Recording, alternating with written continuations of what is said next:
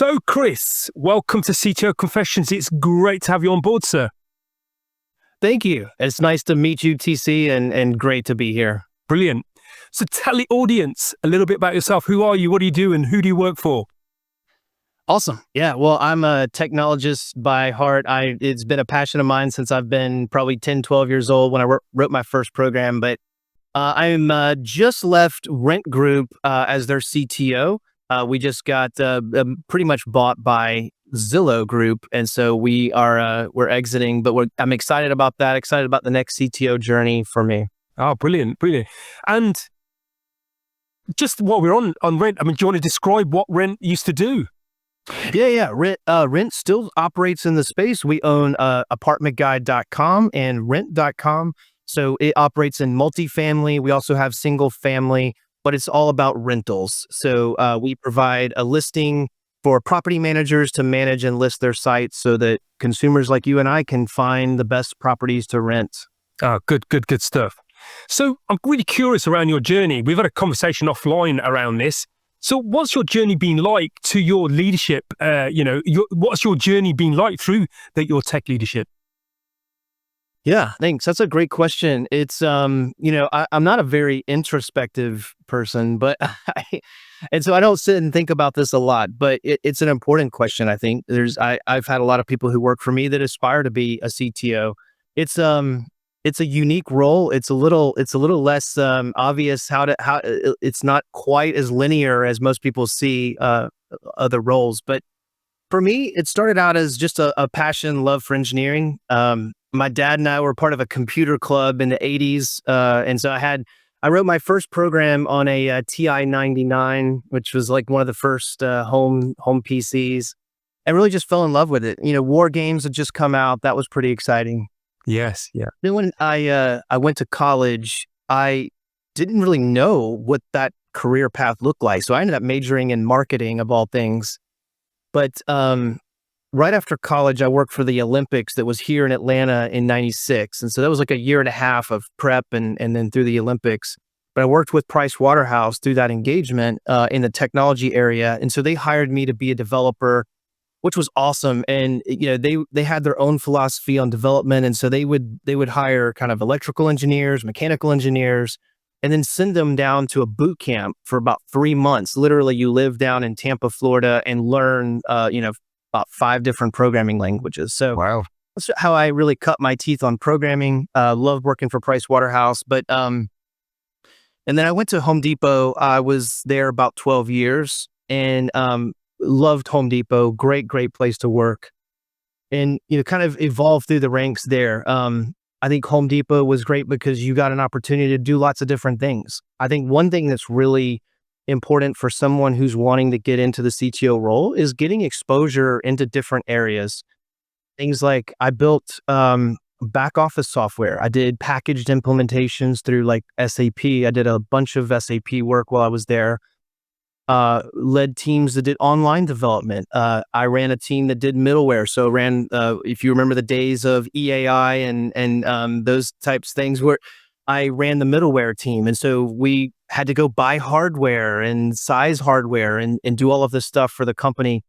And it was important because you got an appreciation for kind of modern day platform engineering, being able to understand compute at the hardware level was really important. And so that was a nice piece of experience for me. And then it evolved into where I started the consumer mobile team at Home Depot. At the time, it was probably 2009, and Home Depot had just built a BlackBerry SKU lookup app.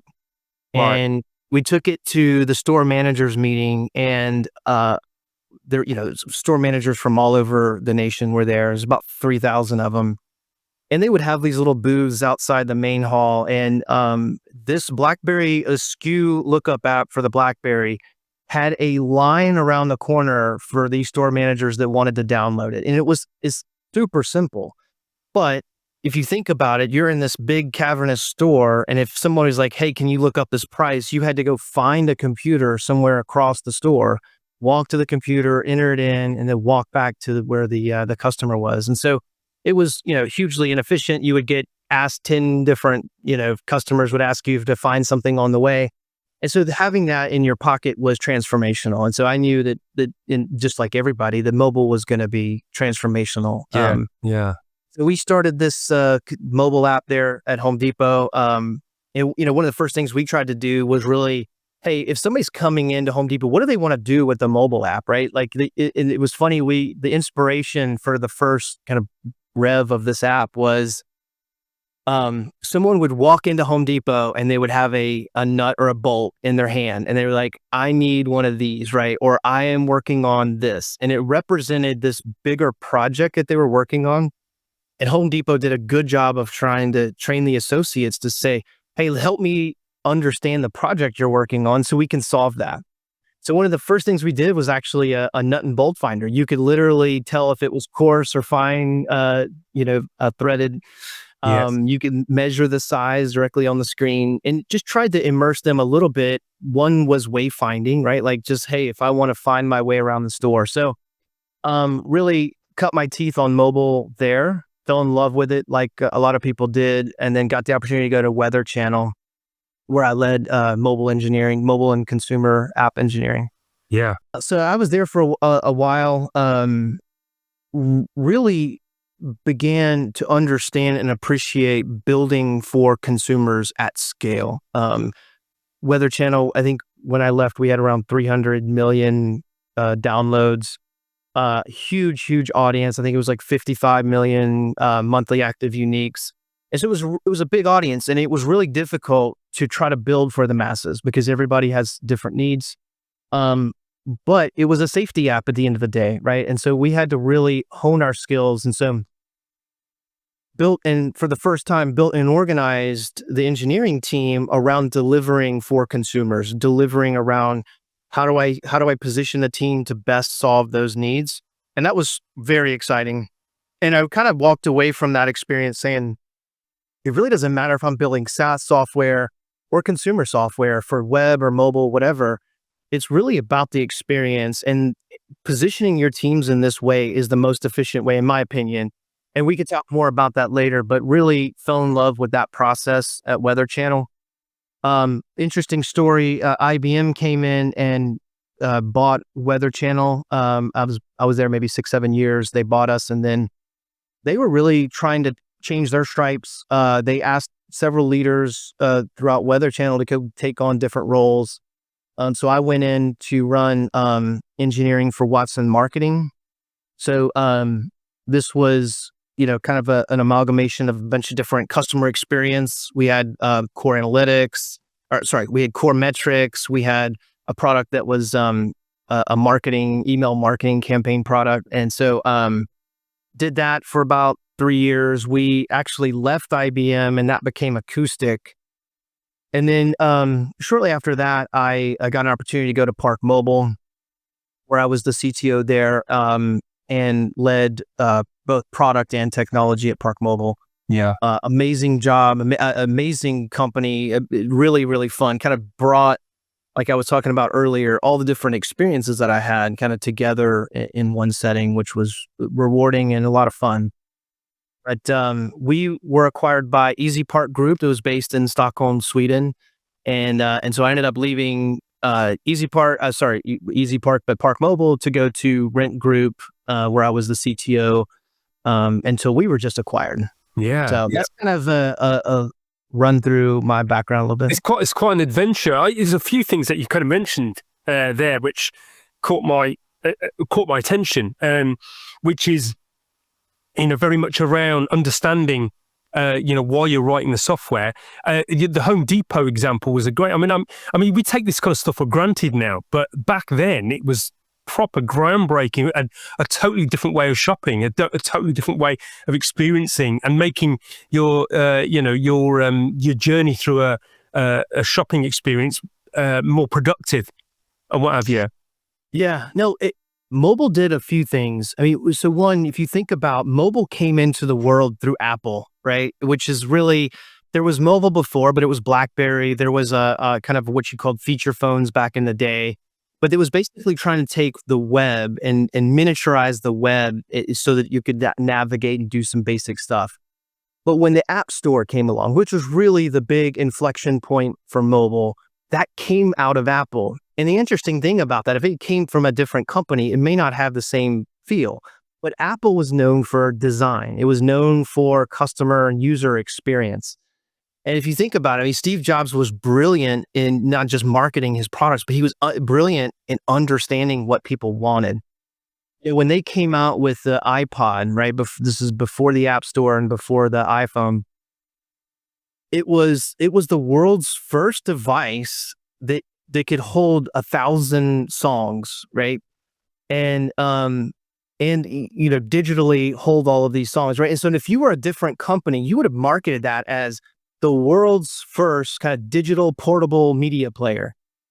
And that's probably what you would have seen from just about any other company. But he understood that this was solving a problem. And so what they marketed as was 1,000 songs in your pocket, right? It's that is because everybody can relate to that. Not everybody wants the world's first. In fact, there's a big, I'm a big like, hey, let me jump on the world's first. Absolutely. But there's a huge segment of our population that's like, I want to stay away from the world's first, right? It's going to be buggy. It's going to be whatever. But 1,000 songs in your pocket. I mean, these are the days when you could have maybe 10, 12 songs on a cassette tape. And to go from 12 songs in your pocket to 1,000 was just mind blowing. Yeah, that's a really good point, actually. I'd never looked at it like that. And I think, it's coming back to this idea of customer centricity, really understanding what is it you're solving, how you're making that person's life easier. And we had a conversation offline, or started a conversation offline around, how do you build software? And I just want to bring in the context of, the kind of customer and how you make sure that the software that you are creating is having an impact and also guide you in your kind of tech leadership to deliver the right thing. Yeah, it's certainly a passion of mine. I think this is a space where if I just pick on CTOs a little bit, this is CTO confession, so maybe I can pick on my profession a little bit. Yeah. But I think CTOs and CIOs get this wrong a good bit, right? When I'm building software for users, and maybe we'll focus this conversation on building for consumers or end users, customers, whether it's a SaaS product or mobile product, if you're building B2C or B2B. I kind of put them both in the same category. But when you think about it, I don't control what all goes in. I don't control the inputs or the outputs to make the final product, right? There's a product team or a business analyst team or maybe it's the sales team or the go-to-market team. There's a bunch of different teams involved with speccing out and understanding what do I need to go build for this market and how do we go to do that? And my job is very specific, right? I need to go have the engineers primed and ready to build quickly and efficiently and cost effectively, and products that scale and are supportable and all of those things. And that is certainly a passion of mine as an ex-developer and as somebody who runs engineering teams. However, when I fall into the trap of kind of going into that silo, I kind of lean back away from the overall problem space, which is, what are we building, right? Startups inspired so many big companies. In fact, there's a book that a friend of mine wrote called Goliath's Revenge, because it was like, how do big companies get their mojo back? And part of the reason was startups were inspirational because they got this simple point. It is all skate, right? There's 10 people in this company. Everybody is an owner. Everybody acts like an owner. And so as soon as I, as the CTO, say, hey, look, we're going to start focusing on operational efficiency. I'm going to have these goals for my team, which are going to be cost out, efficiency, performance, bug rate, all of those. If those become the thing for me, then I pull away from the rest of the business. And I think that's a pitfall. And so I really try hard to get my teams to have one set of goals. In fact, I use this kind of visual, I call it windshield metrics, right? So everybody in the company, the product team and my team and everybody there should be a few number of what I call windshield metrics that we're all looking at. And if I take my eye off of them, it's going to be bad. But and so we focus on the windshield metrics. Then there's kind of dashboard metrics, which is things that I'm going to take, I'm going to glance down and see if we're almost out of gas or if the engine's overheating or the oil light's on. I need to know that, right? And that is certainly my team that needs to be aware of those dashboard metrics. But I can only glance down for a second. If I stare at those things the entire time, I'm going to run off the road, right? And so it is challenging to get the teams to work together and have against a single set of goals. But that has definitely been the bent of my career for the last 5-10 years. And I think it produces far superior outcomes. Yeah, I love that analogy. Actually, I've not heard it like that before. The kind of windshield and the dashboard, because you're absolutely right. You can't sit there looking at all these other data because you're not seeing the things that you really need to be keeping an eye on. Right. Yeah. And for our tech leader audience or techies out there that are kind of hearing this, what does that look like? Is it? Do you have that on a ideally on a screen that's presenting the windshield of the business, or what does that look like in reality? Yeah, well, in reality, it's a little more complicated, right? It starts with how we're organized. I don't know if you're familiar, but Conway's Law, and you talk to a lot of CTOs, maybe you've heard this get brought up before, but Conway's Law is real simple. It's like, he wrote this paper back in 1967. This is a very ancient document, if you think about it in terms of technology. But it basically said that the software will reflect the communication structures of the organization. Yes. Meaning the software we build will start to look like our org chart. Yeah. And if you think about it, it happens time and time again. Like if I'm going to go build some piece of software, but the customer support team is in another organization, doesn't report to me, has no affiliation with me, I'm probably not going to have any features that are around customer support, engagement, and those kind of things. So what I try to do is, instead of organizing around a system, and I've seen this played over and over and over again. You come in and there's a system A team, right? And system A is just a big monolithic application that has been built over the years, and there's a whole team of developers around that. But in reality, it represents a piece of the user workflow, right? If you're a user of the software, hey, it could be the login module, it could be the cart, right? Like that's super important, the whole checkout flow and cart.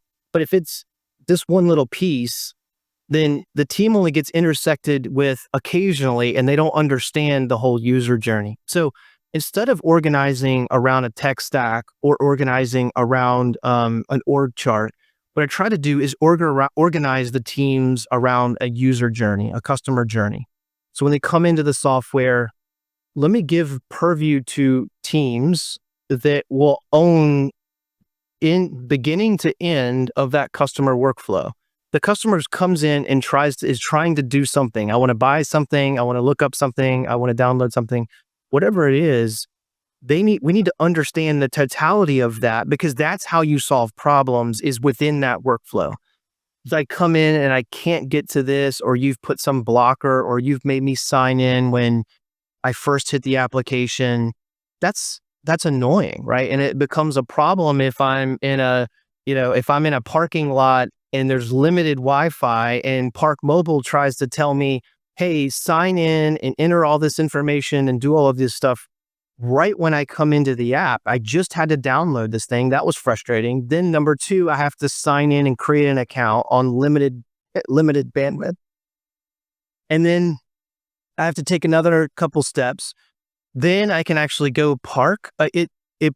What we've done is actually not solved problems. We've created some new problems, right? And so having a team or a set of teams that own the entire journey or pieces of that journey empowers the team to be able to then problem solve and go after some of those outcomes. So yes, that's step one in the process, is really making sure that the team is organized in the right way. Yeah, yeah, I like that. Yes, I've heard of that Conway's law, and it's quite interesting. It's quite groundbreaking thought process or perspective because and it's true. I've seen it in organizations myself, and it's very good to be mindful of that.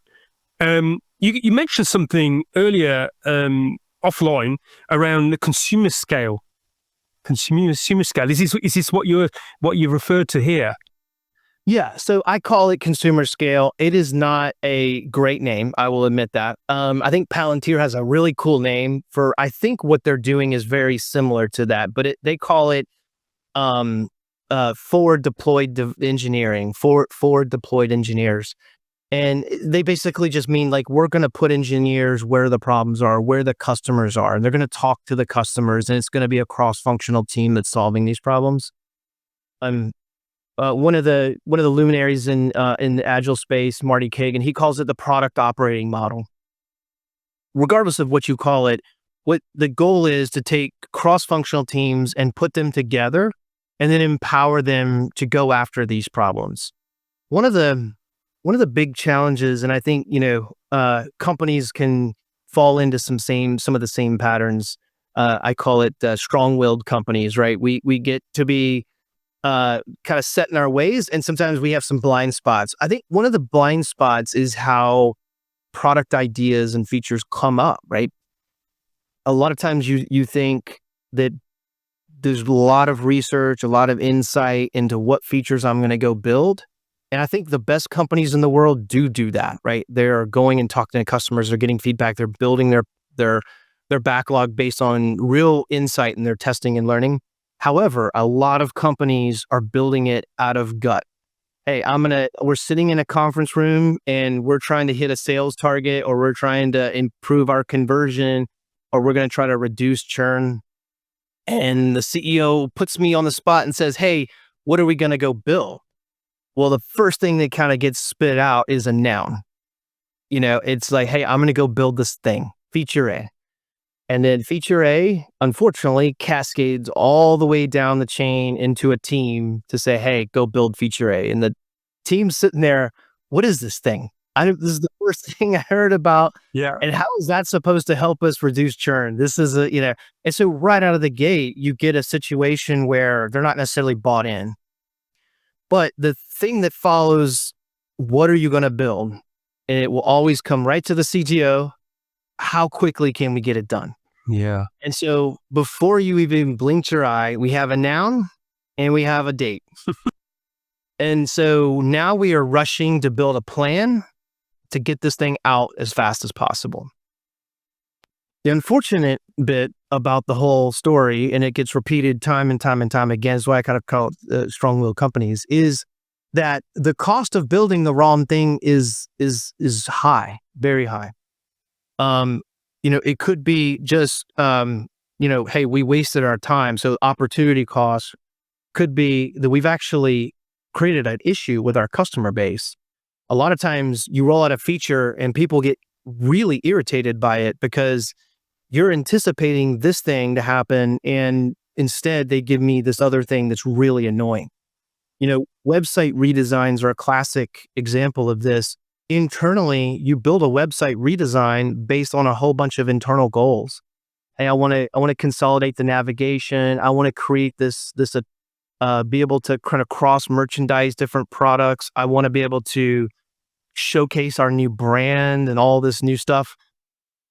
Customers care 0% about all of that. They want to come in and do what they're trying to do. Everybody's busy, right? And everybody has some sort of digital, experience for whatever it is they're trying to do. And they want to be able to get to their actions and complete the task fast and have a quality experience. And like I said, back in the early 2000s or the mid 2000s, right? Quality bar went way, way, way, way high.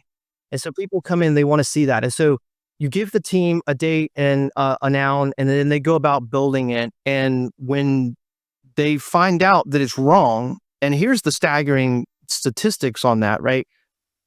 Companies get this wrong somewhere between 60 and 90% of the time. Wow. Yeah. right? And so Yeah. the best companies in the world are probably only getting it right 40% of the time. And so it is tricky. And so you heard the term fail fast, right? And this come out of a lot of the agile circles, but I think a lot of people don't take it seriously. But when you go build a project plan to have this feature A built in 6 months, and then I deploy it to the customer base, and then generally it's another several months before you get enough data back from your user community to understand if this was additive or detractive, or how they responded to the update or Yeah. the feature. And so when you wait that long, now we're sitting at 9 months, a year. That is failing slow, and that is expensive, right? Engineering teams are expensive. And so if you were to deploy an engineer for 12 months on a feature that adds no value to your company, you've wasted millions of dollars, right? And so it's important that we get this right. And so consumer scale is really trying to shift left this process of development, right? I want to find out as soon as humanly possible if this is going to be good or bad.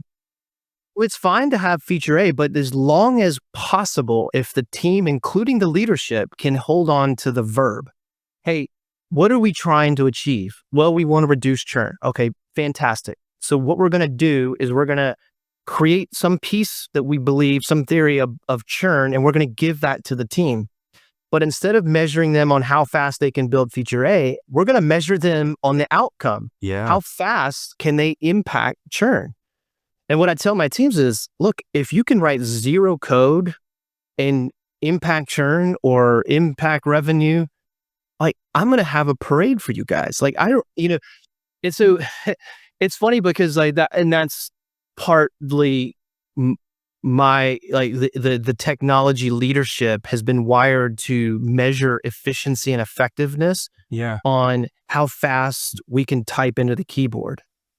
And look, if I write all the code in the world, but it does negative value, it creates negative value, then I've just, like, it doesn't matter how fast I wrote it, right? Yeah. So, it's the old adage, right? Measure twice and cut once. So we want to think about it and then build it, and then think about it and build it iteratively. Yeah. So I mean, that's quite a paradigm shift. And this wisdom's been around for a while. It's been around for a while, and it gets repeated. And as you say, we've got these sayings. So my question to you then is that what's the call to action to our tech leaders out there and anyone listening to this podcast? What can we do to start getting this right? Because it's kind of obvious.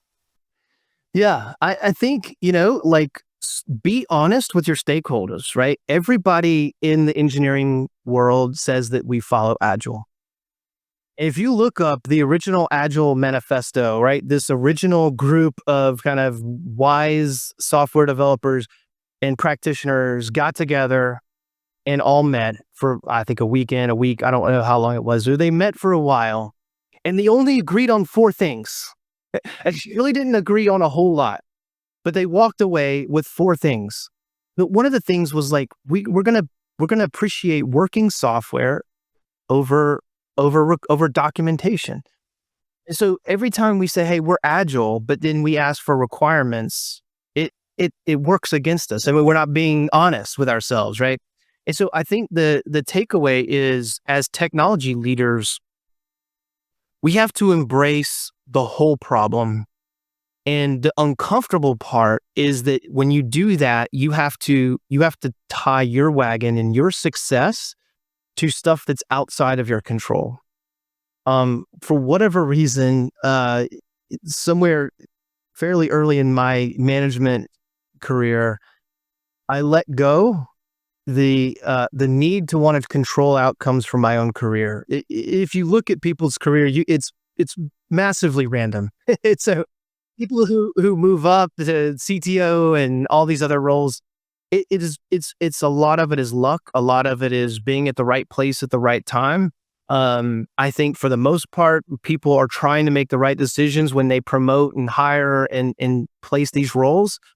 But when you're the outside looking in, it feels very random, right? And so, what I try to do is just focus on the best thing for the company, and people really will pick up on that and reward that behavior. Because when I'm trying to hit this churn goal, it has nothing to do with what my team is eat, sleep, drink all day, every day, right? There's a lot of complexity. And we have to think about architecture and security and efficiency and scalability and supportability. And these are increasingly complex problems that take a lot of focus and a lot of energy. And so, I need to be able to walk and chew gum at the same time. I have to be able to say, but my goal is reducing churn or increasing our conversion, because that's what's going to make the difference in the business. Again, startups understand this, because if I get too fascinated with the technical problems, they understand that we're going to go out of business, right? If I have an 18-month technical tech debt project, the startup is probably not going to survive 18 months. So they would never even do it. And so tech leaders, the challenge is, hey, lean into things that you don't fully own, right? Because that does create opportunities to partner. It creates opportunities to really learn and appreciate the other side, that sometimes as engineers, we don't appreciate the business team or the product team or whatever. Those are disciplines and they're hard. And so the more that we can lean in and understand that, the better for the whole company. Yeah. I think as you're describing that, I'm a big fan of Agile, the value. I'm a big fan of the values and principles. The practices we can do, the how is lots of ways we can go about that. Unfortunately, people have got obsessed with the how, and the values and principles have kind of fallen to the wayside, and the essence has been lost. And I think one of the problems that I've observed, I think is that the Agile didn't go far enough up the organizations. We had these teams that were told, the promise of delivering faster, but you can deliver anything faster. It's a tick in a box, right? And we have to focus on that. So hopefully this conversation has inspired our tech leader audience in there, and maybe to have honest conversations with their senior leadership around actually what we're trying to do. And it's good for them. It's a win-win, kind of thing. So a brilliant topic. I could talk to you hours about this because it's such a huge, huge topic. I wanted to bring in something else that we designed earlier, which was around the difficulty in actually hiring somebody like you. Speak to that. Yeah, I've got several friends that are CEOs, and so they've expressed this candidly to me. But I've also observed it as well, right? I think CEOs oftentimes come out of some of the disciplines, whether it's finance or marketing or maybe sales. They're really good at one of those, and they have grown out of those disciplines. And when you go to a board meeting, right, if they're putting together the business plan, it involves all of those things, right? Like if you were to go to a board meeting as a CEO and not understand your financial plan, you would probably not be CEO very long. So at minimum, they have to have a very keen appreciation for it. I think CTOs are one of those, some CEOs came out of the technology realm, which is great, but I think that's a very small percentage. And so for a lot of CEOs, it's a difficult area, and I think it gets kind of frozen in time a little bit. And so I think CEOs should understand that role has evolved. If you think about 10 years ago, what a CIO did, their role to the organization, it's very different. And I've had recruiters reach out to me, and they're like, "Oh, but you haven't been a CIO," and I'm like, "Yeah, well, let's talk about the product, right?" And it turns out they have a B2B product, or they have they're building internal software, but they have a new model where they're going direct to consumer, or maybe they do a B2B to C model. These things have evolved the needs for a technology leader. And the title doesn't matter, CTO or CIO, but what matters is that the CIO is developing the traits of a CTO, in that, right, they know how to do, forward deploy engineering or consumer scale. They know how to embrace that tension. The inventions that came out of kind of the early days of the App Store and the early days of these startups that changed the world came from these companies embracing this massive tension. So if you think about when I was writing software, if you wanted to have a high quality bar and high performance, it generally meant less and less releases. We would deploy software a couple times a year just so we had months and months to go QA test the software, right? And if you're a young developer listening to this podcast, you're thinking that sounds crazy, but that's how it worked. You would spend a massive amount of time kind of detailing in just, that's what I learned at Price Waterhouse is it was called a bundle, and you had to go write massive documentation on how to unit test and string test and integration test the software. And we would test this stuff for months before it was deployed. So if I wanted high quality, high performance, I would release very infrequently. So now you've got this app store where the gold rush was massive. And it was a competition, not just for new business models that changed the world, right? If you think about all these apps that because they exist, they changed how we operate in the world today. There was a gold rush, and it wasn't clear which company was going to get there first. And so these companies with small engineering teams had to go invent. They had to go have massive high quality levels and zero outage time, and also release constantly because they were trying to figure out what it was customers wanted. Yeah. So they had to achieve, seemingly, if you asked an engineer from 30 years ago, the impossible. And so what I would say is your technology leader, whatever you call them, they have to embrace that tension and really push the needle. A lot of the cloud models came out of pushing the needle. If you think about today, we have every company still has this monolith, right? Some database that has some key data, microservices, micro data stores, purpose-built data stores. All of those things came out of this need I have to go fast. If I attach this team or I tether this team to this monolithic database and say you can't make kind of core data element changes, hey, we're going to go out of business. So they had to invent new models, right? And so a lot of the squad model that Spotify came up with is a lot of these different kind of paradigms for rapid engineering came out of the demand to be able to do both things at once. I need massive availability, right? 99.99% availability uptime was unheard of, even though we were releasing software 2 or 3 times a year. Yeah. And so it was embracing that tension that really created this need. And so I think when you think about a CTO, when you think about a CIO, the role has evolved, and they have to be aware of a lot of different things. Security is a massive, massive risk for any organization. Yes. And so if you don't have a plan to build that in from the beginning, it's probably already too late, right? And so it's an evolving, and I do feel bad for CEOs because it's like, how do I know how to hire that? And I would say, if you're a CEO and you're trying to hire, don't take one person's word on it, right? Go talk. If you know a CTO, call me up, right? Call a CTO and ask them what they should be looking for. Because when I've come into roles, I've found it's shocking that there's some basic stuff not there. Hey, we're not telling you when we have outages. That's crazy, right? Like, the CTO should absolutely be communicating to the peer group and the CEO every single outage we have. And so those are just basics, but it's shocking to me. I think I think that domain is fairly misunderstood, or maybe yeah. I think that's a great point.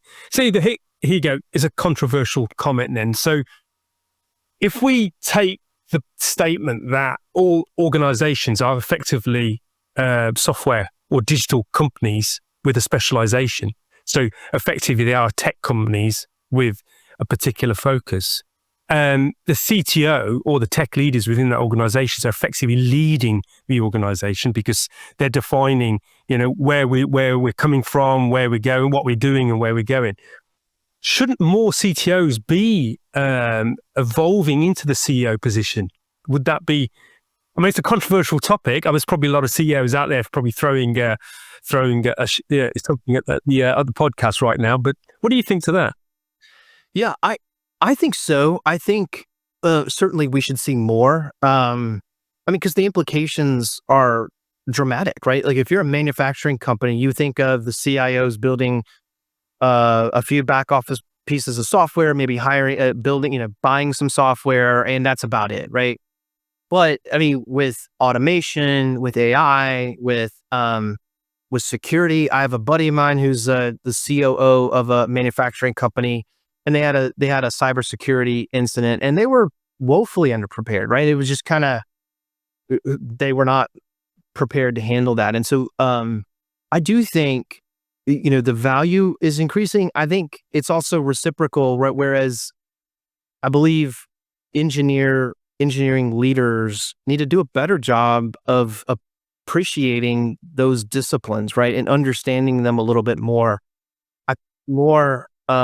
A technology leader is operating from a silo where hey, look, I've got my burn down, my burn up, all of my efficiency charts, metrics, bug density reports. The more you live exclusively in those worlds, you have to know about that stuff. I am not diminishing those things, but if that's all that you live in, and you don't have an appreciation for the urgency that's happening in those other disciplines and what it means for the company. And so I think it's a little bit of both. It's a double-edged sword, I think, right? I think more tech leaders have to embrace what we're doing as a company. I would spend a lot of time understanding in fact, at Park Mobile, I spent a lot of time with our chief operating officer, right? Like what are the challenges? What are the customers saying? What are the big pain points? And we got along great, I think, because he was like, "Oh, you're listening to Yeah. but it's important." And so I think that will happen if technology leaders embrace the other disciplines a little bit more. Yeah. So this brings me beautifully onto your MBA, because I think qualifications like that do enable a lot more people to understand and appreciate other aspects of the business, or the business as a whole, rather than just the tech. Yeah. So yeah, it's a great question. So, I got my MBA while I was at Home Depot, and it came from this blind spot that I had, right? Like I was the person I just described. I love to code, and I would get grumpy about, the requirements have changed, and it starts to fuel this disenfranchised feeling where it's like, hey, the business analyst team, they don't know what they're talking about. They don't really understand technology, right? And you just start feeding this belief that engineering is just this thing on its own. And so the MBA was useful for me, I think, in a lot of different ways, but in one way that maybe I wasn't anticipating is it showed me it showed me the depths of what I didn't know. Right? I got enough of economics, I got enough of finance and marketing and all these different looking at a financial plan and all the different levers that a CEO or the CFO have at their disposal. It's incredible. And so it was just enough depth to be like, okay, I want them on the wheel. I don't want any part of that. But it gave me an appreciation for what they are doing. And so it has helped me. So like when I come into a company and we're talking about capitalizing software, I took an audit course in my MBA around how software is controls are checked and how capitalization rules work and all of that. And so when a financial consultant sees me leaning in and asking tough questions and really understanding this process, they're like, "Wow, this is crazy. Why do you know so much?" And it's like, it helps because now I understand what we're solving for. And so I can actually inform better decisions about how we're capitalizing software, because you're trying to merge two different brains where they understand what we're doing and why we would want to capitalize software, whereas the CTO understands the work that could be capitalized. And so if you don't have any bridge there, then it's just going to be, there's going to be a document and you're going to do the bare minimum to stay safe. And so I think it helps in a lot of realms, but certainly that was one example. Brilliant. That's brilliant. It kind of, what came up for me then was, we talk about cross-functional teams. We want cross-functional leadership where people have an appreciation and an understanding. And that way, it's almost like the boundaries are kind of fuzzying out, and you don't have a complete role. We want. We always talk about breaking down silos, and it kind of speaks to that, and that's in the leadership as well. A CTO has an understanding of the business, has to have an understanding of the business, because otherwise, if you can't make a healthy bottom line, you ain't got a business, et cetera, et cetera. So I guess this topic has hopefully inspired people out there to start to understand some of the other topics. In fact, there's a course that I did last year, which was finance for non-execs, just to get an appreciation. So when you're talking about some of his terminology, you got the language there, and you kind of understand. You might not be the expert, or definitely not the expert, but it shows that appreciation, and you can then join in and maybe ask the right questions. Yeah.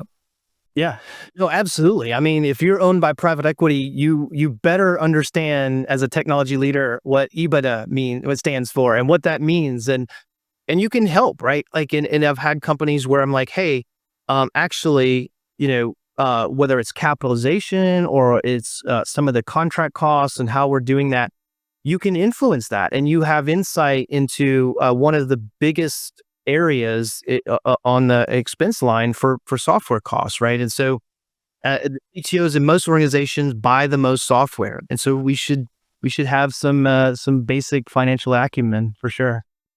So as we come towards the closing arc of our time together, unfortunately, Chris, I've got some nice warm questions for you. I think you've answered some of them already. So what advice would you give to aspiring tech leaders out there as a kind of like, this is a lesson I learned. Don't do that.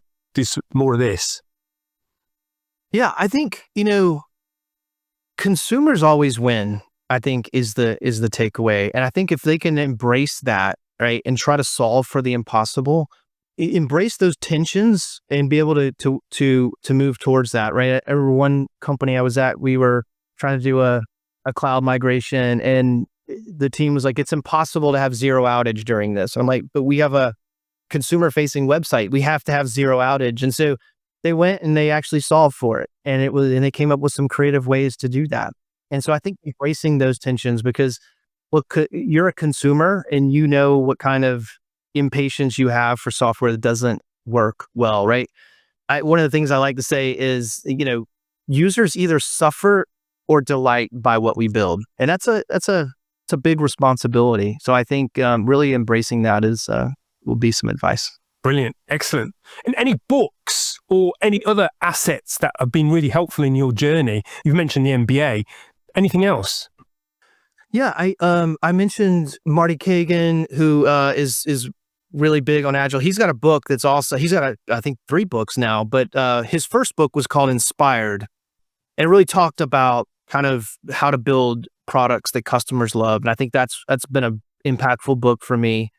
The other one is Drive by Daniel Pink. It is written a while back, but it is outstanding. And I think the key takeaway from that book, right, like, is that knowledge workers especially, but humans in general, but especially knowledge workers, thrive on autonomy, mastery, and purpose. This model, right, the consumer scale or product operating model, or whatever we call it, when you're organizing in that way, you're really connecting with those points, right? They want to be empowered. They want to understand what it is we're trying to achieve. They want to know what the purpose is, and then move towards mastery. Every one of these disciplines, even though you can have an appreciation for them, have gotten more complex.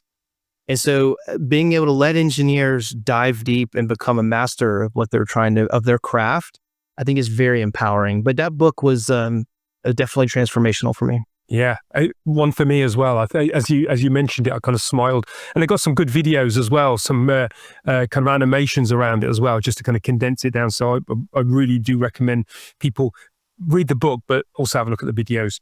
And I'm going to be a tech genie now, Chris. Okay, just imagine I'm coming out of a digital lamp, all right, whatever that looks like, and I'm going to offer you a wish from a tech perspective. What would you wish for your industry, for your leadership, for the world, maybe? Yeah, one of the things that I think should exist is I want AI that is disconnected from the internet, or AI that can be disconnected when I want from the internet. right? I want to run commands in my home. I want to be able to have an assistant in my home and not have to talk constantly. What if I'm in an area that has no internet and I still have a question, right? This is super, it's doable. The technology is there to be able to do this. These phones, the power to run some of the compute commands on our phones or even in our houses is there. And so I would love to be able to see a world where we can just disconnect the internet and still have smart things that live on. Yeah.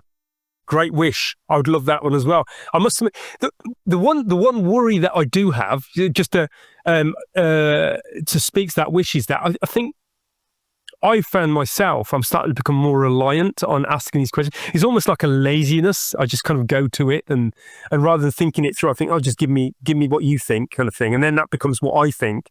But there's lots of kind of positives as well that are coming out. The speed at which I can understand something or get a perspective that I can kind of run with.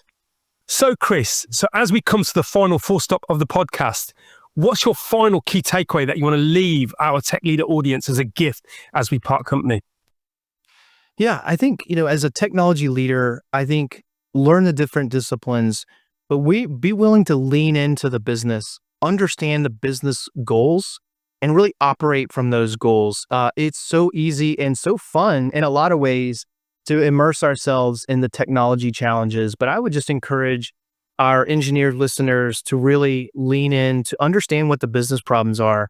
I think engineers have immense value in solving for consumer needs and customer needs.